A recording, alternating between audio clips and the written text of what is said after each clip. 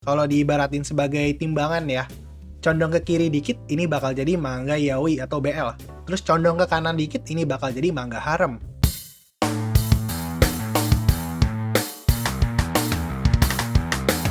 Cerita dimulai dari seorang presiden perusahaan yang baru saja terbunuh dengan memakan makanan yang telah diracuni. Gero, seorang pembunuh bayaran, sedang berbicara dengan adiknya bagaimana dia membunuh presiden itu. Adiknya pun tiba-tiba bertanya bagaimana perkembangan Gero dalam mencari pasangan untuk dinikahi. Gero sadar nenek mereka mau Gero atau adiknya menikah agar klien racun bisa terus hidup. Tapi Gero tidak yakin dia bisa mendapat jodoh dari pekerjaannya. Dan dia juga mau adiknya untuk tetap hidup bahagia bersama pacarnya. Tiba-tiba Gero dipanggil sama temannya, si pengguna serangga. Temannya bilang ke Gero kalau dia sebentar lagi akan menikah. Gero pun jadi termotivasi juga untuk mendapat pasangan. Beberapa hari kemudian Gero mendapat pekerjaan baru, yaitu mengeksekusi seseorang. Gero nyuntik racun dan bilang orang itu akan meninggal dalam 1 jam ke depan. Orang itu bernama Kinosaki. Kinosaki adalah seorang penipu. Kinosaki sering menipu para pria untuk menikahinya demi mendapatkan uang. Tapi Kinosaki bilang dia melakukan itu karena dia butuh uang buat adiknya yang sakit. Kinosaki juga sempat ngerayu Gero, dan Gero pun sedikit ngerasa kalau Kinosaki suka padanya. Tiba-tiba adiknya Gero nelpon. Adiknya bilang dia mau pulang ke kampung halaman untuk membuat keturunan. Ternyata adiknya dipaksa untuk menikah sama nenek mereka karena Gero tidak mau membuat keturunan. Gero pun menyuruh adiknya untuk menunggu. Gero langsung bilang ke Kinosaki, kalau Kinosaki mau hidup, Kinosaki harus menikah sama Gero. Tapi Kinosaki langsung nolak. Terus pas Gero nanya kenapa Kinosaki pura-pura tertarik sama Gero, Kinosaki pun bilang kalau dia akan mati, seenggaknya dia masih mau nipu untuk terakhir kalinya. Kinosaki juga bilang kalau Gero nggak akan pernah bisa dapat pasangan kalau dia tiba-tiba maksa orang buat nikahin dia. Kinosaki bilang untuk mendapatkan pasangan harus ada prosesnya. Gero cerita kalau dia juga mau punya pasangan, tapi selama ini dia selalu hidup sendiri karena didikannya sebagai anggota klien racun. Kinosaki pun bilang selama Gero memperlihatkan perasaan dan sikapnya yang asli, suatu saat pasti ada wanita yang akan tertarik dengan Gero. Tiba-tiba orang yang memperkerjakan Gero datang dan meminta Gero untuk membunuhnya, tapi Gero menolak. Gero ingin meminta bantuan dan nasihat dari Kinosaki agar bisa mendapatkan pasangan. Mereka berdua pun langsung ingin dibunuh, tapi Gero langsung mengeluarkan senjata racunnya. Gero membawa Kinosaki ke atas dan memakaikannya masker. Semua orang di situ pun terkena racun yang mematikan, tapi hanya bosnya yang Gero bunuh. Gero juga langsung nelpon adiknya untuk bilang adiknya tetap sama pacarnya aja, karena biar Gero yang akan membuat keturunan untuk klien racun. Tapi Gero akan mencari pasangannya sendiri. Adiknya senang mendengar itu. Saat Gero dan Kinosaki mau pergi, Kinosaki bilang kalau dia adalah lelaki. Gero kaget mendengar hal itu. Nah, itu chapter 1 dari manga Marriage Toxin. 2 chapter pertama emang kelihatan kayak komik yaoi atau BL, tapi kedepannya ini lebih jadi cerita Gero yang mencari pasangan. Dibantuin sama Kinosaki. Jadi di setiap arc Gero akan ketemu sama perempuan, dan dia berusaha menyelesaikan permasalahan perempuan itu. Pas gue buat video ini, manga ini udah ada 47 chapter, dan di situ juga pas banget baru kelar suatu arc. Jadi sekarang gue mau review manga Marriage Toxin dari chapter 1 sampai chapter 47. Manga ini manga action, romance, komedi. Actionnya absurd, tapi seru. Gero itu bisa dibilang pengendali racun. Jadi jurus-jurusnya dia ada hubungannya sama racun.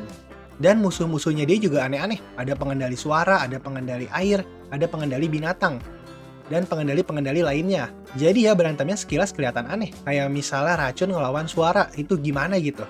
Tapi manga ini berhasil sih ngebuat konsep yang aneh gitu jadi kerasa seru buat diikutin. Jadi actionnya emang bagus sih. Untuk bagian romansnya, kalau diibaratin sebagai timbangan ya, condong ke kiri dikit, ini bakal jadi manga yaoi atau BL. Terus condong ke kanan dikit, ini bakal jadi manga harem. Kalau kalian tahu cerita Kaminomi atau The World God Only Knows, ada beberapa persamaan di manga Kaminomi sama di manga ini. Jadi kurang lebih di setiap arc ngasih lihat gimana Gero harus berurusan sama perempuan yang lagi punya masalah.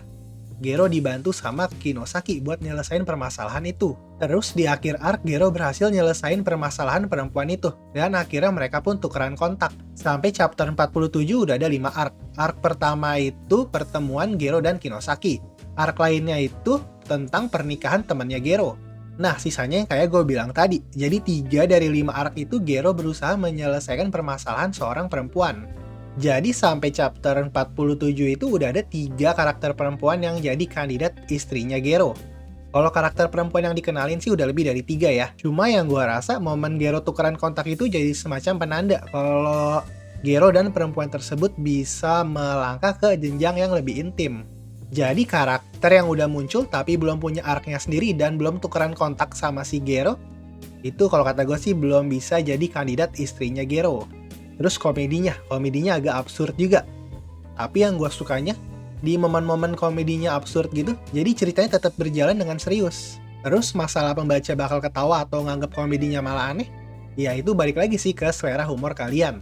Tapi buat gua pribadi sih keseringannya itu kerasa kocak banget.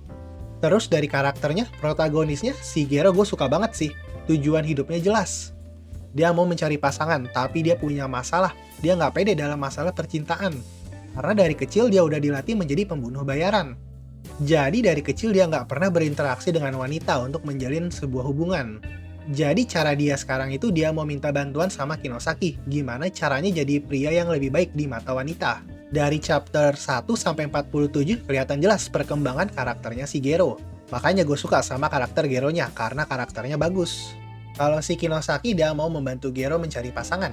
Sampai chapter 47 kelihatan sih aksinya Kinosaki dalam ngebantuin Gero itu nggak setengah-setengah.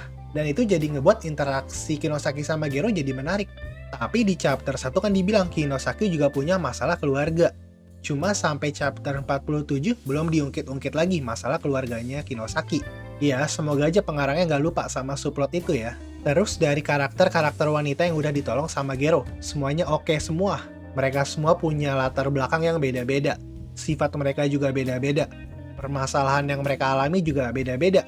Jadi cara Gero nyelesain permasalahan mereka juga beda-beda. Tapi satu kesamaan mereka semua nggak cuma nungguin ditolong aja. Mereka juga ngelakuin aksi-aksi untuk ngebantuin Gero. Dan aksi-aksi itu ngebuat karakternya mereka jadi tambah bagus.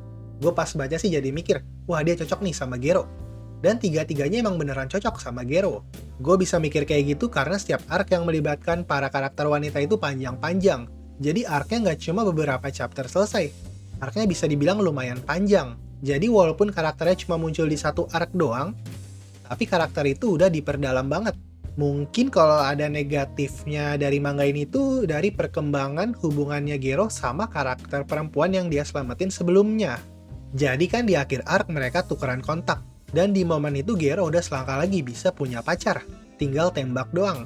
Tapi biasanya ada aja alasannya yang ngebuat si Gero dan wanita itu nggak bisa pacaran. Ya intinya sih mereka belum siap untuk pacaran. Tapi mereka juga berjanji akan sering-sering kontakan dan ketemu ngobrol. Nah yang gua kurang sukanya di chapter-chapter selanjutnya nggak ada lagi chapter yang khusus ngasih lihat perkembangan hubungannya Gero sama perempuan yang dia bantuin sebelumnya. Ya paling cuma dikasih lihatnya di bonus chapter aja. Emang seru sih ngelihat si Gero ketemu sama karakter cewek baru. Tapi ya kesel juga si Gero sama karakter cewek yang sebelumnya perkembangannya gitu-gitu aja. Apalagi ngelihat dari perkembangan ceritanya, kayaknya kedepannya bakal lebih mengarah ke bagian seriusnya. Karena keluarga saingannya keluarganya Gero dan bahkan keluarganya Gero itu sendiri udah bergerak, udah merencanakan sesuatu. Walaupun kita masih belum tahu apa rencananya. Kalau dari gambarnya gue suka sih, menurut gue gambar di manga ini punya gayanya sendiri. Jadi kerasa unik aja gambarnya. Terus bagian actionnya juga jelas, aksi karakternya tergambarkan dengan jelas. Dari desain karakternya, kalau si Gero-nya sih kelihatannya agak biasa aja. Mungkin yang bikin dia agak menarik itu dari luka di matanya. Selain Gero, karakter lainnya menarik semua sih. Bisa dibilang gue suka sama semua desain karakternya. Kalau yang fisik, manga ini baru diterbitin yang bahasa Jepangnya aja. Jadi yang bahasa Inggris ataupun Indonesia belum ada yang nerbitin. Gue juga nggak tahu ya apa suatu saat manga ini bakal bisa terbit di Indonesia apa enggak. Kalau yang digital, kalian bisa baca secara resmi di Manga Plus. Di situ ada lengkap dan gratis. Download aplikasinya atau baca lewat web browser. Tapi di situ cuma ada yang bahasa Inggris aja. Kalau yang bahasa Indonesia ada fan translation-nya. Tapi pas gue buat video ini, yang diterjemahin baru 13 chapter aja. Gue taruh semua link tempat bacanya di deskripsi.